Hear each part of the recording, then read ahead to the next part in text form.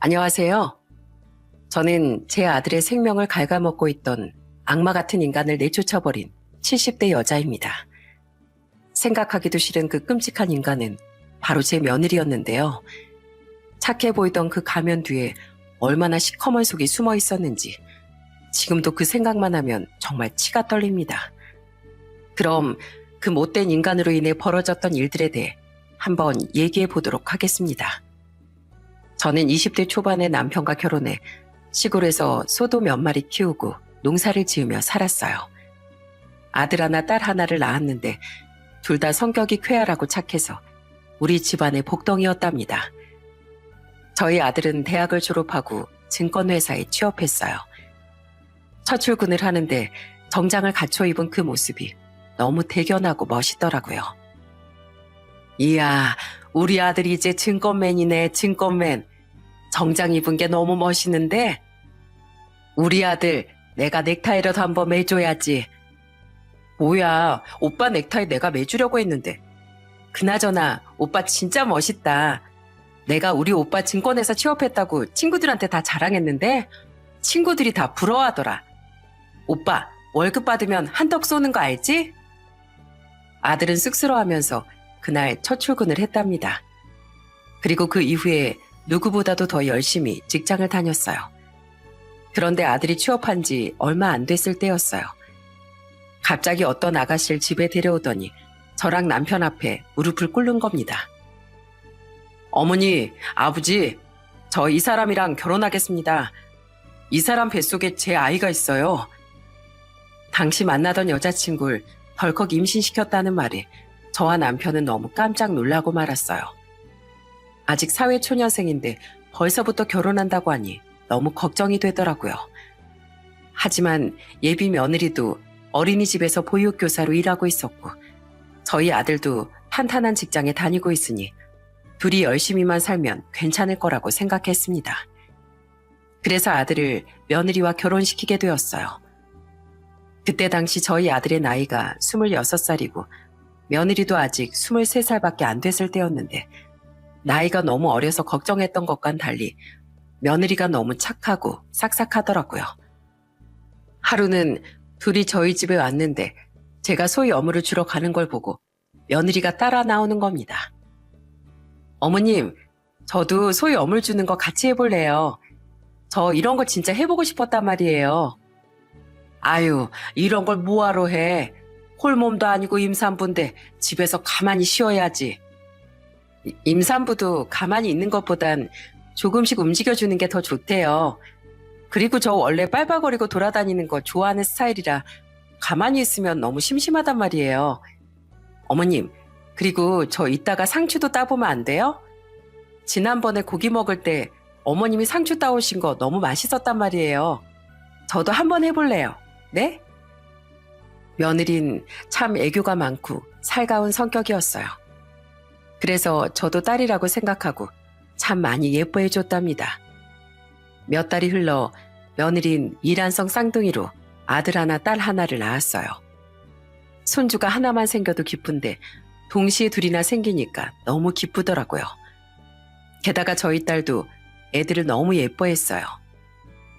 아, 이 볼살 좀 봐. 귀여워 죽겠어. 올케 언니, 조카들한테 필요한 거 있으면 다 말해요. 내가 그래도 직장 다니는 고모인데 우리 조카들이 필요하다는 건 다 사줘야죠. 며느리는 애들이 태어난 후에도 자주 저희 집에 찾아왔답니다. 하루는 남편이랑 밭에서 일을 하고 있었는데 저 멀리서 며느리가 몸빼바지를 입고 머리에다가 뭘 이고선 엉덩이를 실룩거리면서 걸어오는 거예요. 아버님, 어머님, 새참 드세요.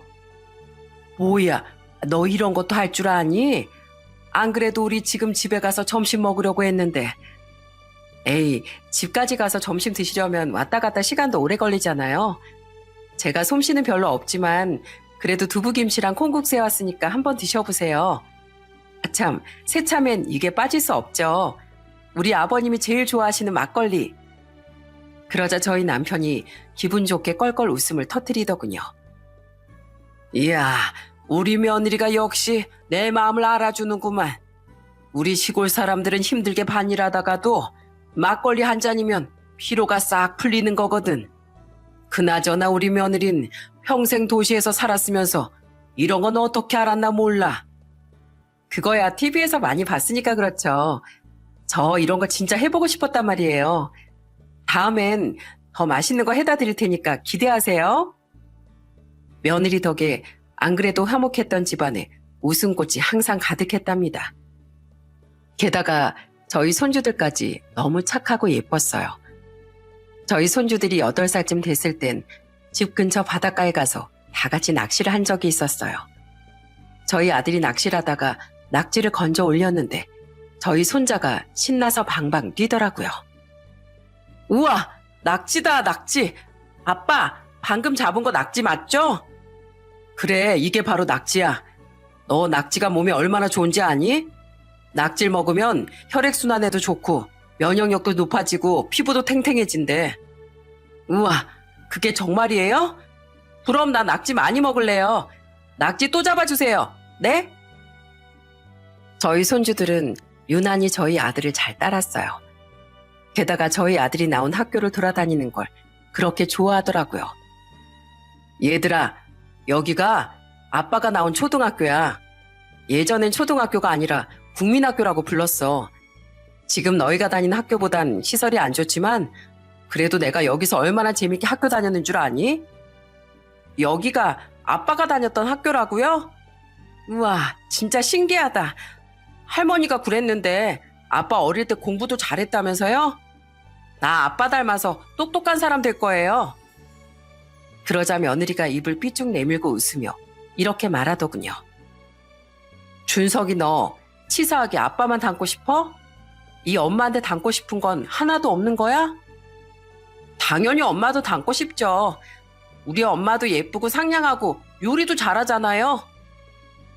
일찍 결혼해 아이를 낳고 사는 아들 부부가 항상 웃으며 지내는 모습이 너무 좋아 보였어요. 저희 며느린 손주들을 낳으면서 어린이집을 그만뒀다가 애들이 초등학교에 들어간 이후부턴 어린이집을 개원해서 운영하기 시작했습니다.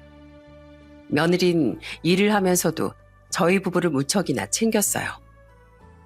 김장철에도 제가 얘기하지도 않았는데 먼저 돼지고기까지 사들고 저희 집에 찾아왔더라고요. 어머님, 설마 저 빼고 김장하려고 하신 거 아니죠? 자고로 김장은 가족끼리 다 같이 하고 수육까지 삶아서 먹어야 제맛이잖아요. 어머님, 저 옷 갈아입고 올 테니까 저 올 때까지 먼저 시작하지 마세요. 아시겠죠? 그렇게 며느리와 같이 깔깔 웃으며 김장도 재미있게 하고 수육도 맛있게 삶았답니다. 며느리는 수육 한 조각에 방금 한 김장김치를 돌돌 말아 제 입에 넣어주더군요. 어머님이 오늘 김장의 1등 공신이시니까 제일 먼저 드셔보세요. 아, 어때요? 맛있어요? 아유, 말해 뭐해. 얼른 너도 한 입 먹어봐라. 너야말로 1등 공신이잖니. 에이, 그건 안 되죠. 아버님도 아직 안 드셨는데 제가 어떻게 먼저 먹어요. 자, 이번엔 아버님. 그날 저희 집안엔 한참이나 깔깔거리는 웃음소리가 멈추지 않았답니다. 며느린 저희 딸이 결혼할 때도 자기가 먼저 결혼해봤다면서 이것저것 많이 도와주더라고요. 아가씨, 웨딩 촬영할 때 옆에서 도와줄 사람 필요하죠? 그때 제가 같이 가서 도와줄게요. 내가 결혼을 먼저 해보니까 웨딩드레스 입고 움직이는 게 쉽지 않아서 옆에서 짐도 챙겨주고 간식도 입에 하나씩 넣어줄 사람이 필요하더라고요. 어머, 올케 언니, 너무 고마워요. 안 그래도 제 친구들한테 부탁해봤는데 다들 그날 시간이 안 된다고 해서 걱정이 많았거든요. 역시 우리 올케 언니가 최고예요. 그렇게 며느린 애들도 잘 키우고 저희 집에도 잘하며 결혼 생활을 이어갔습니다. 그런데 저희 손주들이 중학생이 됐을 때였어요. 제 생일이라 다 같이 저희 집에 모였는데 며느리가 저한테 이렇게 말하더라고요. 어머님, 저희 애들이 어머님한테 드릴 선물이 있대요. 얘들아, 얼른 준비한 거 할머니한테 드려야지. 그러자 저희 손주들이 돈 봉투를 저한테 하나씩 주더군요. 이게 뭐냐고 물어보니까 저희 손자가 이러더라고요. 할머니, 이거 저랑 준이가 할머니 드리려고 용돈 조금씩 모은 거예요. 엄마가 그러는데 할머니랑 할아버지가 있기 때문에 우리 아빠가 있는 거고 우리 아빠가 있기 때문에 우리가 있는 거래요. 그래서 늘 할머니한테 감사한 마음을 가지고 살아야 된다고 했어요. 할머니, 생신 너무 축하드려요. 저희가 나중에 커서 이것보다 더 좋은 선물 많이 드릴게요. 아이고, 어쩜 이리도 마음이 예쁠고. 애미야, 네가 자식들을 정말 잘 키웠구나. 애들이 널 닮아서 아주 천사가 따로 없어. 저는 싹싹한 며느리와 착하고 예쁜 손주들 덕분에 하루하루 행복을 느끼며 지냈답니다. 그런데 계속 그렇게 행복한 일들만 있었으면 얼마나 좋았을까요? 저희 손주들이 고등학교 3학년이 되었을 때 생각지도 못한 불행이 찾아오고 말았습니다. 하루는 아들이 집에 내려왔는데 살도 좀 빠져 보이는 것 같고 입맛이 없다면서 밥도 깨작깨작 먹는 거예요. 게다가 안색도 너무 안 좋아 보이더군요. 정남아, 너 혹시 황달 아니니? 얼굴도 그렇고 눈알도 약간 누리끼리한 게 황달기가 있는 것 같은데. 아, 요즘에 술을 많이 마시고 피곤해서 그런가 봐요. 예전엔 일 때문에 술 많이 마시고 다녀도 괜찮았는데 저도 이제 나이를 먹어서 그런가 좀 버겁네요. 아휴, 아무리 일이 중요해도 그렇지 술 좀 줄여야 되는 거 아니야? 너 그러다가 몸 망가지면 어떡하려고 그래? 이 정도는 괜찮아요. 우리 애들 나중에 결혼도 시키려면 돈 벌 수 있을 때 많이 벌어놔야죠. 하지만 아들은 그 이후에도 계속 상태가 별로 안 좋아 보였어요. 그래서 저는 그럴 때마다 아들에게 병원 좀 가보라고 얘기를 했답니다. 그런데 하루는 유난히 꿈자리가 사나운 날이었어요. 갑자기 저녁 때 아들한테서 전화가 왔는데 아들이 울먹거리는 목소리로 이러는 겁니다. 어머니, 식사하셨어요? 그래, 먹었다. 근데 너 목소리가 왜 그래? 혹시 무슨 일 있니? 그런데 아들은 아무 말도 없이 조용히 흐느끼기만 하더군요. 너 지금 우냐? 너 울어? 무슨 일이야? 도대체 무슨 일인데 그래? 그러자 아들은 서럽게 울면서 저한테 이러더군요. 어머니, 저 병원에 갔는데 몸이 많이 안 좋대요. 간경화 말기래요. 뭐? 간경화 말기? 아니, 그게 도대체 무슨 소리야? 우리 집에 나랑 너희 애비랑 둘 다 건강한데 네가 무슨 간경화야? 제가 일하면서 술을 너무 많이 마셔서 그런가 봐요. 일단 회사에 얘기하고 당분간은 치료에 집중하려고요. 어머니 말씀대로 평소에 제가 몸 관리를 잘했어야 했는데 어머니 말씀을 안 들어서 이렇게 된 건가 봐요. 죄송해요, 어머니. 저는 아들이 간경화 말기라는 사실에 큰 충격을 받고 말았습니다. 어릴 때부터 워낙 몸이 튼튼했던 애라 이런 병에 걸릴 거라곤 상상도 못했거든요. 그 이후에 전 종종 서울에 올라가 아들이랑 같이 병원도 가고 이것저것 챙겨줬습니다. 집이 멀어 자주 가지 못했지만 그래도 며느리가 옆에서 잘 돌봐줄 거라고 믿었어요. 그래서 전 며느리에게 전화해 이렇게 말했습니다. 혜미야, 네가 고생이 많다. 내가 네 계좌로 500만 원 보냈는데 이걸로 우리 아들한테 음식도 좀 잘해주고 네가 옆에서 잘 보살펴줬으면 좋겠구나. 애미 내가 곁에 있어주지 못해 미안했는데 너라도 옆에 있어주니 참 다행이구나. 어머님, 걱정하지 마세요. 제가 그이 옆에서 잘 지킬게요. 꼭 나아서 다시 건강해질 수 있도록 제가 정말 노력할게요. 며느린 자기가 옆에서 잘 돌보겠다며 엉엉 울더군요. 저는 며느리한테 저희 아들 잘 부탁한다고 몇 번이나 당부했어요. 그런데 그날 그렇게 보내준 500만 원이 발단이 될 줄은 꿈에도 몰랐습니다. 그 일이 있고 나서 한 달도 안 됐을 때였어요. 갑자기 며느리한테서 연락이 온 거예요. 어머님, 저 이런 말씀 드려도 될지 모르겠는데 이번에 저희 오빠가 몸이 크게 다쳐서 병원비가 많이 필요하거든요. 어머님도 아시겠지만 저희 오빠네가 되게 힘들게 살잖아요. 혹시 어머님이 3천만 원만 빌려주시면 안 될까요? 뭐? 3천만 원을? 솔직히 그 얘기를 들었을 땐 여태까지 3천만 원도 안 모으고 뭐 했냐는 소리를 하고 싶었어요. 하지만 며느리가 제 아들을 옆에서 보살피느라 고생하고 있는데 괜히 물어보면 기분이 상할까봐 물어보지도 않았습니다. 그런데 며느린 저한테 이렇게 얘기하더라고요. 저희가 대출이라도 받으려면 받을 순 있는데 그럼 대출이자도 나가고 그렇잖아요. 그러니까 어머님이 좀 빌려주시면 안 될까요? 제가 올해 안에 꼭 갚아드릴게요. 그래, 대출이자 내느라 생돈 나가는 것보단 대출이자 아낀 비용으로 우리 아들 병원비하고 약값 하는 게 낫지. 그래, 내가 그 돈 보내주마. 그나저나 우리 아들도 저렇게 누워있고 너희 오빠도 사고로 누워있다니 지가 참 마음이 아프겠구나. 어쩔 수 없죠. 이게 다 제가 감당해야 될 운명인가 봐요. 어머님, 정말 감사해요. 제가 올해 안에 갚는다는 약속 꼭 지킬게요.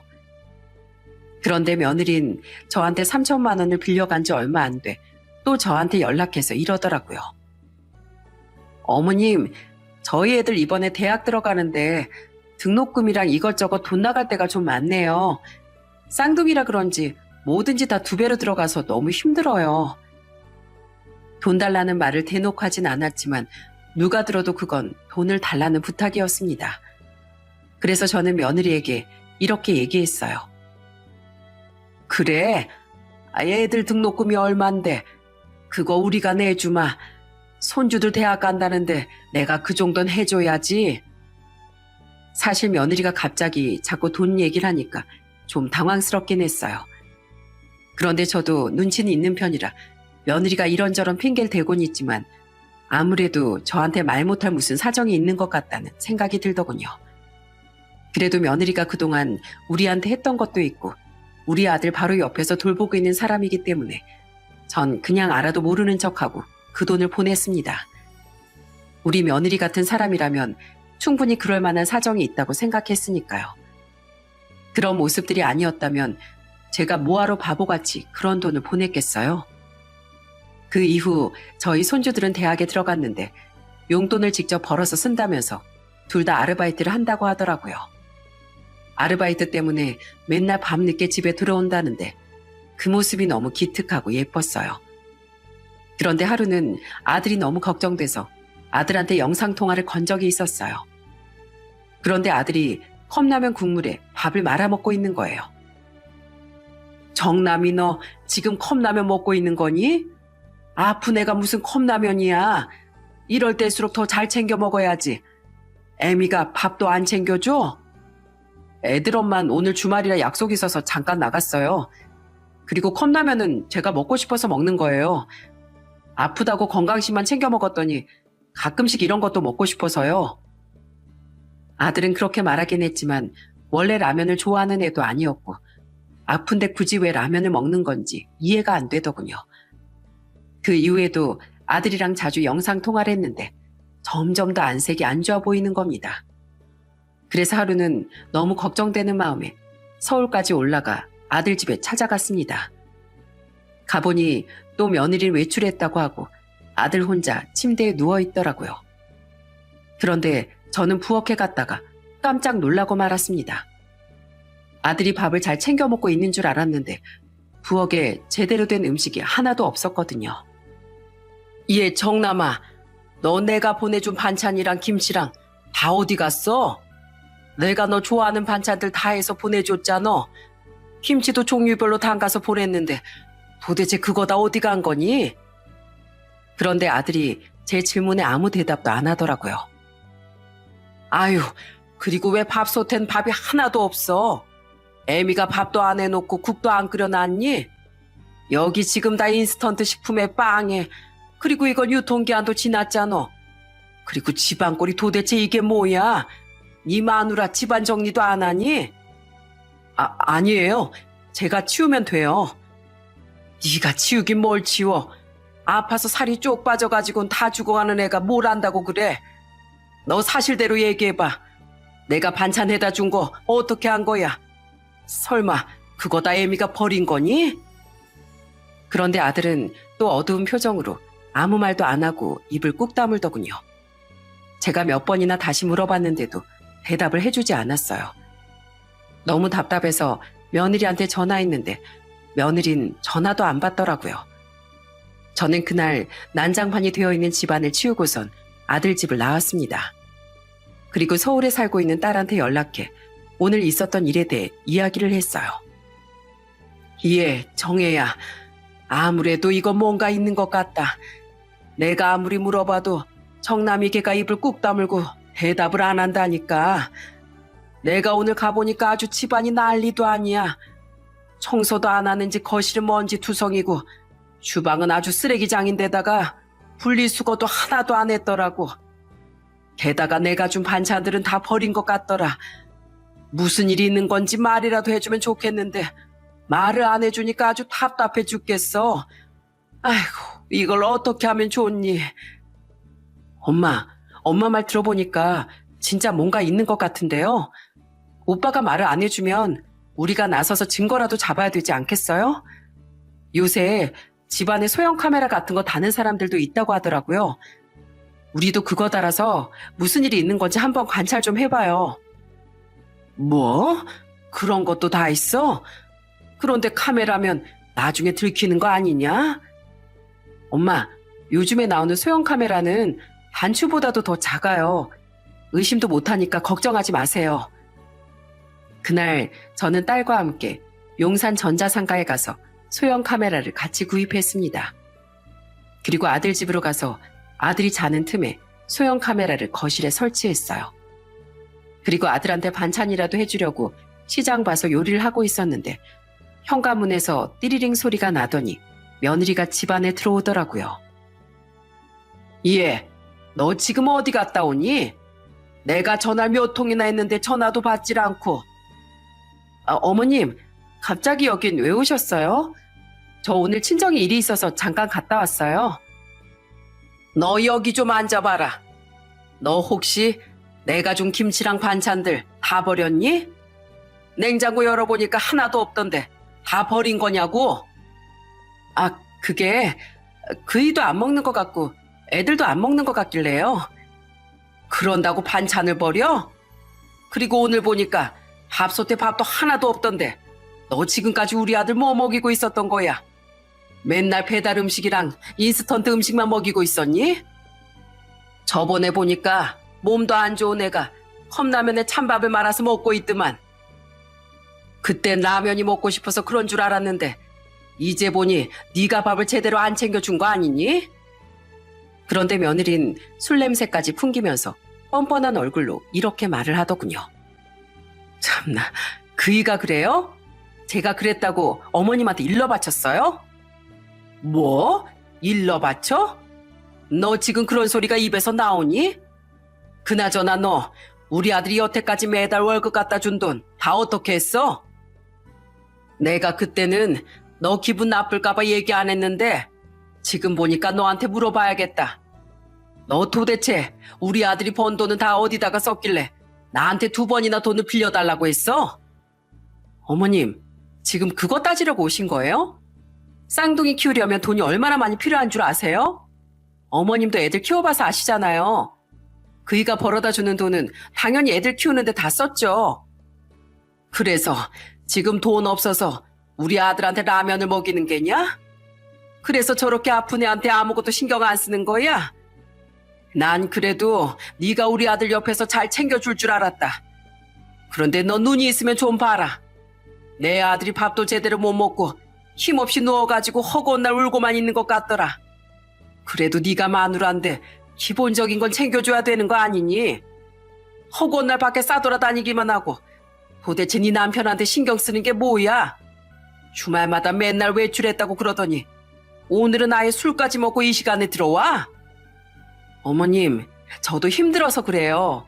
저는 술도 마시면 안 돼요? 뭐라고? 예, 너 도저히 안 되겠다. 너 당장 우리 아들 월급 통장 좀 갖고 와봐라. 내가 확인 좀 해봐야겠어. 우리 아들이 그래도 잘 나가는 증권맨이라 연봉도 많이 받았을 텐데 그걸 애 2명 키우느라 다 썼다는 게 도저히 납득이 안 된다.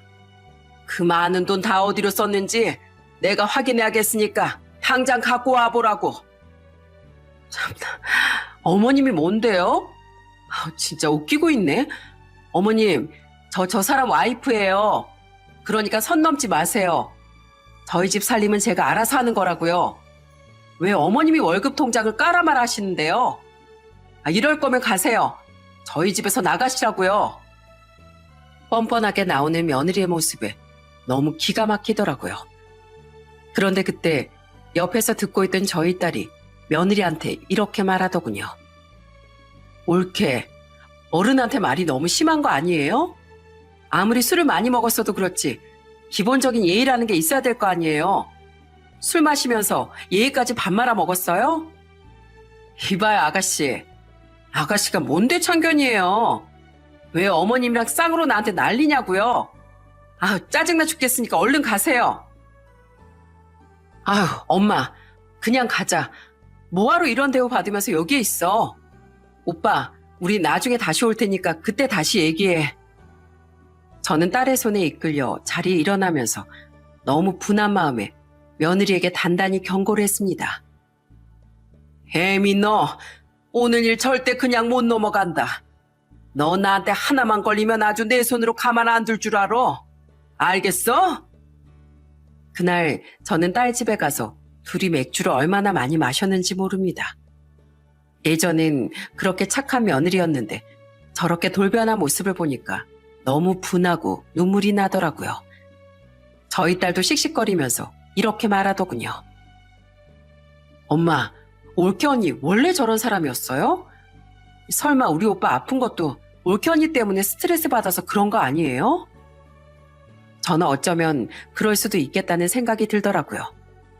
그래서 아들 집에 설치한 소형 카메라에 제가 모르는 진실이 담기기만을 기다렸어요. 그리고 얼마 후 저는 그 소형 카메라에서 아주 충격적인 장면을 목격하게 되었습니다. 며느리가 아들이랑 집에서 둘만 있을 때마다 저희 아들을 아주 들들 볶더라고요. 그런데 그 내용이 정말 충격 그 자체였어요. 도대체 나랑 언제 이혼해 줄 거야? 당신은 내가 다른 남자가 더 좋다는데 굳이 나랑 계속 살고 싶어? 그냥 이혼하고 나 좀 놔달라니까. 안 된다고 했잖아. 내가 도대체 몇 번을 얘기해? 그러니까 왜 안 되는데? 억울하면 그냥 이혼하고 그 사람한테 상간남 소송하라니까. 당신 요즘에 간통죄 폐지된 거 알지? 나 이혼해도 법적으로 아무런 문제 없어. 그리고 상간남 소송해봤자 위자료 3천만 원이면 된다고 하던데 뭘. 그러니까 그 위자료 받고 그냥 이혼해달라고. 어차피 우리 애들도 다 성인 됐잖아. 나 솔직히 예전부터 다른 남자 만나고 싶었는데 우리 애들 성인 될 때까지 내가 당신을 참아주면서 산 거야. 알고 보니 며느리가 다른 남자와 바람을 피우고 있는 것 같더군요. 그런데 심지어 저희 아들은 그걸 알면서도 이혼을 안 해주고 있는 것 같았어요. 아들은 며느리가 그렇게 막말을 하는데도 고개만 푹 숙이고 이렇게 말하더라고요. 나 이혼 못 해줘. 내가 누구 좋으라고 이혼을 해줘? 우리 이혼하면 우리 애들이 받을 상처는 생각도 안 해? 나 우리 애들한테 절대 그런 씻을 수 없는 상처 주고 싶지 않아. 애들이 슬퍼할까봐 나 강경화 말기라는 것도 얘기 안 하고 그냥 간이 조금 안 좋아서 쉬고 있는 거라고 얘기했는데 당신이 바람 피워서 이혼한다는 충격적인 얘기를 어떻게 해? 난 절대 그렇게 못해. 그러니까 그 남자가 그렇게 좋으면 그냥 둘이 상간남 상간녀로 그렇게 살아. 알았어? 아무래도 아들은 지금 많이 아프다는 것도 손주들한테 비밀로 하는 것 같더군요. 저는 너무 황당하고 속이 상해 미치는 줄 알았습니다. 그런데 더 어이없는 건 따로 있었어요. 영상을 계속 보다 보니까 며느리가 아예 집에 상간남을 데려오는 장면까지 찍혀 있더라고요. 뭐야, 당신 또 왔어? 너희 둘 진짜 해도 해도 너무한다. 어떻게 내가 떡하니 살아있는데 고개를 빳빳이 들고 우리 집까지 들어와? 이봐요, 정남씨. 이러지 말고 우리 좋게 좋게 좀 합시다. 그냥 시원하게 이혼해주면 되잖아요. 이혼하면 뭐 큰일이라도 나는 줄 알고 그러나 본데 우리나라가 이혼율이 세계 최고예요. 세계 최고. 정남 씨만 이혼하는 게 아니라니까. 당신 와이프가 당신이랑 살고 싶지 않다잖아. 그런데 왜 이렇게 억지로 잡아두냐고? 당신 그것도 문제 있는 거 아니야? 무슨 집착병 같은 거 있는 거 아니냐고.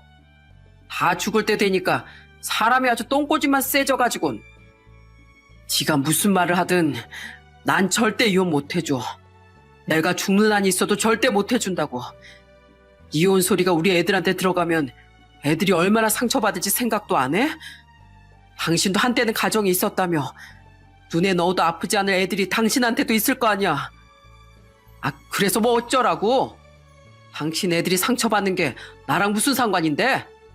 그냥 이혼 좀 해달라니까. 저는 정말 기가 막혀서 뒤로 넘어가는 줄 알았습니다. 아픈 저희 아들을 두고 바람을 피우는 것도 모자라 감히 집안에 상간남을 데리고 오다뇨. 이게 도대체 사람으로서 할 짓입니까?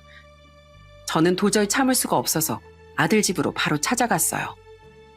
그리고 손주들한테도 연락해 지금 당장 집으로 오라고 했습니다. 가보니 또 며느리는 없고 아들 혼자 있더라고요. 저는 너무 원통한 마음에 아들을 붙잡고 이렇게 소리쳤습니다. 정남아, 이 바보 같은 놈아. 네 마누라 바람 피우는 건 내가 다 알고 왔다. 그런 일이 있었으면 진작에 다 터뜨리고 혼쭐을 내줬어야지. 왜 그걸 다 참고 살아? 그래서 네가 속병 걸린 거 아니냐?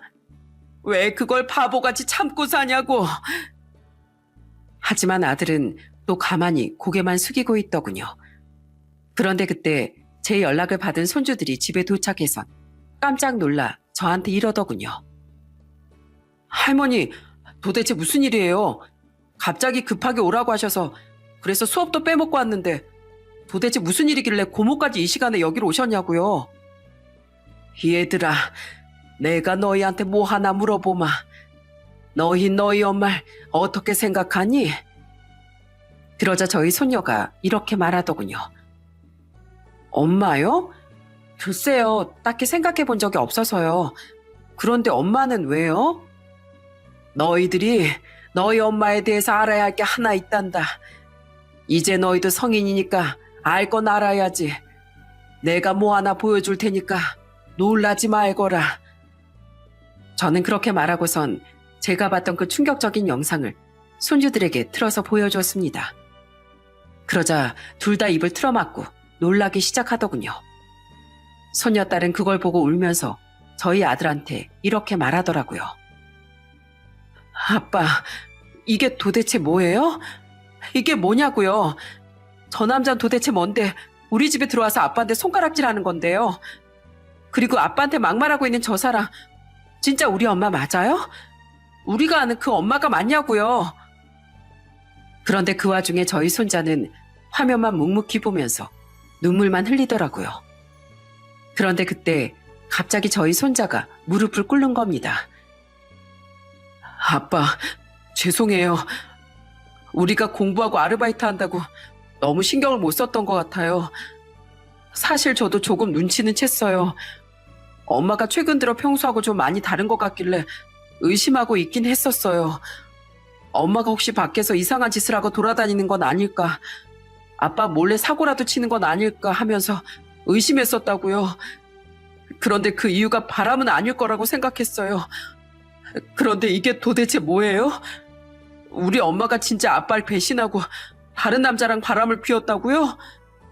저 진짜 너무 창피하고 엄마의 저 모습이 너무 추하게 느껴져요.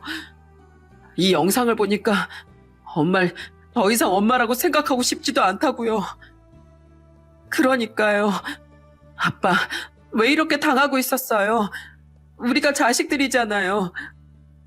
이런 일이 있었으면 우리하고도 상의를 했었어야죠. 왜 아빠 혼자만 괴로워하면서 이러고 있었냐고요. 손주들이 울면서 그렇게 말하는 바람에 거실은 완전히 눈물바다가 되었습니다. 하지만 저는 거기서 멈출 수 없었어요. 손주들의 손을 하나씩 붙잡고 이렇게 얘기했습니다. 얘들아, 너희가 알아야 될 게 하나 더 있다. 사실 너희 아빠 지금 간경화 말기다. 네 아빠 저러다가 죽을 수도 있어. 그러자 저희 손주들은 큰 충격에 뒷목까지 잡고 아주 난리가 나더군요. 손녀딸은 울면서 저희 아들한테 이렇게 얘기했어요. 아빠, 진짜 너무해요. 우리한테 그냥 간이 조금 안 좋아서 잠깐 쉬는 거라고 했잖아요. 평생 동안 힘들게 일해서 안신령 가지는 거라고 했잖아요. 그런데 간경화 말기에다가 죽을 수도 있다고요? 아빠 진짜 너무한 거 아니에요? 아빠 없이 우린 어떻게 살라고요? 저희 손자도 저희 아들한테 울면서 이렇게 말하더군요. 아빠, 예전에 저희한테 뭐라고 그러셨어요? 제일 중요한 게 가족이라고 하셨잖아요. 그런데 이게 뭐예요? 아빠는 우리 가족으로 생각 안 한 거예요? 그래서 우리 속였던 거예요? 그래서 이렇게 아픈 것도 얘기 안 하고 엄마가 바람 피운 것도 얘기 안 한 거냐고요. 미안하다. 미안해. 난 너희가 상처받는 걸 보고 싶지도 않았고 너희를 지키고 싶어서 그랬어. 내가 이렇게 혼자만 알고 가버리면 너희들은 그 끔찍한 진실을 알지 않아도 되지 않니? 그래도 너희 엄마가 너희들한텐 잘했잖아. 내가 죽어도 너희 엄마는 너희한테 잘했을 거야. 그래서 난 그냥 우리 가족의 평화를 위해서 나 하나만 잘못되면 그만이라고 생각했어. 아빠, 그게 무슨 말도 안 되는 소리예요. 아빠가 엄마한테 그렇게 배신당하고 아파서 돌아가시면 우리가 행복할 거라고 생각해요? 정말 그렇게 생각하시는 거냐고요? 손주들은 큰 충격에 울고불고 난리가 났습니다. 그런데 그때 저희 딸이 나서서 정리를 해주더군요. 됐어. 다들 이제 그만해. 그나저나 오빠 이제 어떡할 거야? 다 알았으니까 어떻게 할 거냐고. 그러자 저희 손자가 이렇게 말하더군요. 아빠, 나 이거 그냥은 못 넘어가요. 나 그 상간남이라는 사람 절대 가만히 못 놔둔다고요. 그러니까 아빠, 조금만 기다려봐요. 내가 엄마랑 그 인간 절대 가만 안 둘 거예요. 그 이후 저희 가족은 상간남에 대해 조사를 했습니다. 알고 보니 상간남은 며느리가 운영하고 있는 어린이집에 건물주더라고요. 이 모든 사실을 알게 된 저희 남편도 화를 불같이 내더군요. 이게 도대체 무슨 일이야? 감히 아픈 내 아들을 두고 딴 놈이랑 바람을 피워? 내가 아주 서울까지 쫓아가서 작사를 내야겠어. 내 아들 모욕하고 가슴 아프게 한 거 아주 그대로 돌려줄 거라고. 저희 남편은 농사일도 다 팽개치고 서울로 올라오겠다고 했지만 지금 키우고 있는 소도 돌봐야 하고 여기 일은 딸이 도와주고 있으니 그냥 저한테 맡기라고 했습니다. 남편은 내키지 않는 듯 했지만 제가 몇 번 얘기하니 어쩔 수 없이 알겠다고 하더군요. 그 후 저희 손녀딸은 집에서 아픈 저희 아들을 보살피고 손자는 혼자 어린이집 앞에서 피켓을 들고 1인 시위를 시작했어요. 그리고 저도 손자를 따라서 같이 시위를 했습니다. 저희 손자가 들고 있는 피켓에는 이런 말이 써 있었어요. 저는 이 어린이집 원장 아들입니다. 저희 엄만 간경화로 죽어가는 저희 아빠를 놔두고 이 건물 건물주와 바람을 피웠으며 그걸로도 모자라 상간남을 집에까지 끌어들여 저희 아빠의 마음을 갈기갈기 찢어놓은 사람이에요. 엄마 때문에 저희 가정은 파탄났고 저희 아빠는 하루하루 죽어가고 있습니다. 정녕 이런 사람에게 아이를 맡기시겠습니까? 어린이집에 애를 데려다주는 학부모들이 저희를 보고 깜짝 놀라며 수군거렸고 지나다니는 사람들도 어린이집을 가리키며 손가락질을 했어요. 그런데 계속 그렇게 시위를 하고 있었더니 며느리가 나와서 갑자기 저희 손자의 뺨을 때려버리는 거예요. 저는 그 순간 너무 화가 나서 눈이 확 돌아버리더군요. 이야, 너 지금 뭐 하는 짓이야? 네가 뭔데 우리 손주한테 손찌검을 해? 어머님이야말로 지금 뭐 하시는 거예요? 저희 아들까지 데리고 이게 무슨 짓이냐고요? 무슨 짓이긴 무슨 짓이야. 네가 한 행동에 대해 만천하에 까발리는 짓이지. 네가 우리 아들한테 한 짓 생각하면 이 정도는 한참 모자라. 참나, 그러게 내가 이혼해 달라고 할 때 이혼했으면 되는 거였는데 그 인간은 왜 이혼을 안 해가지고 이 사단을 만드나 몰라. 됐고, 저 이거 경찰한테 신고했거든요. 그러니까 경찰 오기 전에 얼른 가세요. 하지만 저와 손주는 경찰에 신고하든지 말든지 신경도 안 쓰고 계속 시위를 이어나갔습니다. 결국 경찰이 와서 저희를 연행해 갔지만 저희는 굴하지 않고 다음 날에도 또 찾아가 시위를 했습니다. 어머님, 진짜 이러실 거예요? 사람들이 다 쳐다보고 수근거리잖아요. 벌써 어린이집 나가겠다는 애들도 나오고 있단 말이에요. 어머님 때문에 저희 어린이집 망하면 책임지실 거예요? 어린이집이 망하든 말든 그게 나하고 무슨 상관이야. 우리 아들은 지금 죽어가고 있는데 그깟 어린이집이 중요해? 그런 무서운 병은 우리 아들이 아니라 네가 걸렸어야 되는데 내가 그동안 너한테 잘해준 걸 생각하면 아주 화딱지가 나서 속이 다 뒤집어진다. 그래서 계속 이러시겠다고요? 그럼 계속 해보시던가요. 그리고 준석이 너 지금 이게 뭐 하는 짓이야? 네가 엄마한테 이래도 되는 거야? 뭐라고요? 이래도 되냐고요? 그런 엄만 아빠한테 왜 그러셨는데요? 나 엄마가 아빠한테 한 짓 절대 용서 못해요. 엄마가 아무리 나랑 할머니 경찰에 신고한다고 해도 절대 물러나지 않을 거라고요. 그런데 저희가 계속 시위를 하자 이번엔 그 상간남까지 저를 찾아왔더라고요.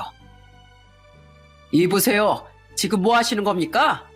여기 제 건물입니다. 왜 남의 건물에서 행포를 놓고 난리예요? 아, 너 얼굴 보니까 딱 알겠네. 네가 바로 내 며느리란 인간이랑 바람 피운 그 놈이지? 너 오늘 아주 잘 걸렸다. 네가 감히 내 아들 집에 찾아가서 내 아들 가슴에 불을 질러? 네가 내 아들한테 무슨 짓을 했는지 내가 다 까발릴 거야. 이보세요, 사람들. 이놈이 제 며느리랑 바람 피운 상간남입니다. 개도 안 하는 더러운 짓거리를 하는 상간남이 바로 이놈이라고요. 에이씨, 창피하게 진짜 왜 이래요? 아휴, 재수없어 진짜. 상간남은 쪽팔렸는지 뒤도 안 돌아보고 도망가 버리더군요. 저랑 손자가 이렇게 어린이집 앞에서 시위를 하는 동안 저희 손녀딸은 애기 엄마들이 많이 보는 인터넷 커뮤니티에 글을 올렸더군요. 손녀딸이 보여줘서 댓글을 봤는데 며느리와 상간남을 욕하는 댓글이 수도 없이 많더라고요. 말도 안 돼. 그 어린이집 원장이랑 건물주랑 바람을 피웠다고요? 어머 세상에. 나도 내년에 우리 딸 그 어린이집에 보내려고 했는데 절대 보내면 안 되겠네요. 그런 원장한테 우리 애들을 어떻게 맡겨요? 더러운 놈들, 불륜하는 놈들은 죄다 잡아다가 싹을 다 없애버려야 된다니까. 게다가 남편이 간경화로 죽어가고 있는데 바람을 피워? 악마도 저것보단 착하겠다. 그런데 저와 손자가 경찰에 몇 번이나 끌려가면서도 계속 시위를 하자 며느리가 더 이상은 버티기 힘들었나 봐요. 시위를 시작한 지 일주일 정도 됐을 때 며느리가 집에 찾아와 아들하고 저희 앞에 무릎을 꿇더라고요. 여보, 제발 용서해줘. 나 지금 인터넷에도 질 나쁜 어린이집 원장이라고 다 소문나고 학부모들도 애들 못 보내겠다고 해서 완전 망하게 생겼단 말이야. 내가 그 남자랑 헤어질게. 그러니까 이번 한 번만 용서해주면 안 될까? 그러자 아들 대신에 저희 손자가 나서서 이렇게 얘기하더군요. 엄마, 용서받을 게 따로 있지. 어떻게 그딴 짓을 해놓고 용서해달라는 말이 나와요? 엄마가 이렇게 무릎 꿇고 빌어봤자 그 말 믿는 사람 우리 가족 중에 아무도 없어요. 아빠, 엄마 말 듣지 말고 그냥 이혼해요. 요즘에 이혼 가정이 얼마나 많은데 괜히 우리 때문에 저런 사람이랑 같이 살지 말고 이혼하라고요. 저희도 저런 사람을 엄마라고 생각 안 해요. 여태까지 아빠가 우리 지켜준 것처럼 이젠 우리가 아빠를 지킬 테니까 그냥 엄마랑 이혼하라고요. 사실 아들은 애들 때문에 여태까지 그 모든 걸 숨기고 있었던 거였는데 손자가 그렇게까지 얘기하니까 드디어 마음을 굳힌 것 같더라고요. 결국 아들은 며느리를 똑바로 바라보며 이렇게 얘기하더군요. 당신, 그동안은 날 만만하게 생각해서 날 그렇게 모욕했는지 모르겠지만 이제 나도 더 이상 못 참어. 당신 때문에 이미 우리 애들이 상처를 많이 받았는데 더 이상 당신 같은 인간 밑에서 우리 애들을 살게 하고 싶지 않다고. 그러니까 용서해달라고 하지 말고 그냥 이 집에서 꺼져. 당신이 그렇게 원하던 대로 이혼해 줄 테니까 그놈이랑 가서 살라고. 알겠어? 여보, 나 진짜 잘할게. 이번엔 진짜 실수였어. 그러니까 한 번만 용서해주라. 어? 내가 앞으로는 당신 밥도 잘 챙겨주고 병간호도 잘한다고 약속할게. 필요 없어. 너같이 끔찍한 인간이 나한테 무슨 짓을 할 줄 알고 내 옆에 계속 두겠어? 너랑 계속 같이 살 바엔 차라리 내가 그냥 혀 깨물고 죽는 게 나아. 그러니까 다신 용서해달라는 얘기도 하지 말고 우리 가족 눈앞에 나타나지도 마. 우리 애들한테 나쁨을 들이지도 말고 그냥 그놈이랑 같이 사라져버리라고. 알겠어? 그 말의 끝으로 저희 가족들은 며느리를 집 밖으로 내쫓아버렸습니다. 그 이후 저희 아들은 결국 며느리와 이혼을 하게 되었어요. 변호사까지 선임해서 제가 며느리한테 빌려줬던 돈을 근거로 재산 분할도 우리 쪽으로 훨씬 유리하게 다 처리가 되었답니다. 상간남한테도 상간남 소송을 걸어서 이기고 평생 상간남 꼬리표를 달고 살게 만들어버렸어요. 전 며느린 저희 아들과 이혼하고 나서 어떻게든 어린이집을 계속 운영하려고 버티고 버틴 것 같던데 결국은 완전히 문제 있는 어린이집으로 낙인이 찍혀 결국 폐원을 하게 되었답니다. 애초에 그런 인간이 소중한 남의 애들을 돌본다는 것 자체가 말이 안 되는 일이잖아요. 요즘엔 인터넷에서 소문이 워낙 빠르니 아마 새로 어린이집을 개원하는 것도 쉽지 않을 겁니다. 시간이 흘러 그 사건이 있은 지 벌써 2년이 지났네요. 그 이후 저희 아들은 어떻게 됐는지 궁금하시죠? 다행히 저희 아들은 손자가 간이식을 해줘서 다시 새 생명을 찾게 되었답니다. 처음엔 손자가 혹시 잘못되거나 부작용이 있을까봐 아들이 계속 거절을 했었는데 저희 손자가 강력하게 주장을 해서 결국 수술을 하게 되었네요. 지금은 둘 다 회복되고 잘 지내고 있답니다. 전 며느리는 이혼하고 나서 상간남이랑 좀 만나는 것 같더니 한 1년도 안 만나서 헤어졌나 보더라고요. 피켓 시위까지 한 저희 손자는 무서웠는지 전 며느리가 저희 손녀딸한테 전화해서 이랬다고 하더군요. 준이야, 잘 지내고 있니? 엄마가 보고 싶진 않어? 난 너희들이 너무 보고 싶어. 난 이제 혼자가 됐는데 너희들이 만나주지도 않으니까 엄마 혼자 너무 외롭구나. 내가 그러지 말았어야 했는데 한순간에 잘못된 선택을 하는 바람에 내 손으로 가정을 깨뜨려버리고 말았어. 내가 지금 그때 일에 대해 얼마나 땅을 치고 후회하고 있는 줄 아니? 나 다시 너희한테 상처 주지 않을게. 그러니까 너라도 이 엄마를 받아주면 안 되겠니? 아니요, 싫어요. 우리한테 엄마라는 사람은 이미 죽었어요. 그러니까 앞으로는 연락하지 마세요. 이 전화도 내가 마지막으로 받아준 거예요. 그러니까 끊어요. 손녀딸은 이렇게 말하고선 아예 전 며느리의 전화번호를 차단해버렸다고 하더군요. 저희 손주들이 받았을 상처를 생각하면 가슴이 찢어지지만 그래도 이렇게나마 전 며느리의 실체를 알게 되어 가족의 연을 끊을 수 있었다는 점이 정말 다행이라는 생각이 들었습니다. 제가 며느리한테 빌려줬던 돈은 얼마 전에 저희 아들이 저한테 대신 돌려줬어요. 저랑 남편은 안 받으려고 했는데 그 돈이 어머니 아버지 노후 자금 아니었냐며 끝끝내 받으라고 하더군요. 모든 일이 잘 끝나고 이제는 밝게 웃는 아들의 모습을 보면서 제 마음이 정말 짠했답니다. 예전에 스쳐 지나가듯 봤던 명언 중에 이런 말이 있었어요. 진정한 사랑은 좋은 날엔 서로의 편이 되고 나쁜 날엔 더 가까워지는 것이다. 부부라는 건 기쁠 때만 함께하는 게 아니라 슬프고 안 좋은 일이 있을 때도 서로 힘이 되어줘야 하는 관계잖아요. 저희 아들이 간경화에 걸려 하루하루 생기를 잃어가고 있는데도 힘이 되어주긴커녕 뒤통수를 치고 배신한 전 며느리를 보니 아마 전 며느리가 저희 아들을 진정으로 사랑한 게 아니었다는 생각이 드네요. 그랬으니 죄책감도 없이 상간남을 집에까지 끌어들인 거였겠죠. 그런 인간이 벌을 받아 어린이집도 망하고 가족한테도 버림을 받았으니 정말 잘된 거라고 생각합니다. 여러분, 저는 앞으로 죽는 날까지 저희 자식들과 손주들을 위해 열심히 살다 가려고요. 여러분들도 가족을 위해 항상 힘내시기를 바랍니다. 그럼 제 이야기는 이쯤에서 마치도록 할게요. 끝까지 들어주셔서 감사합니다.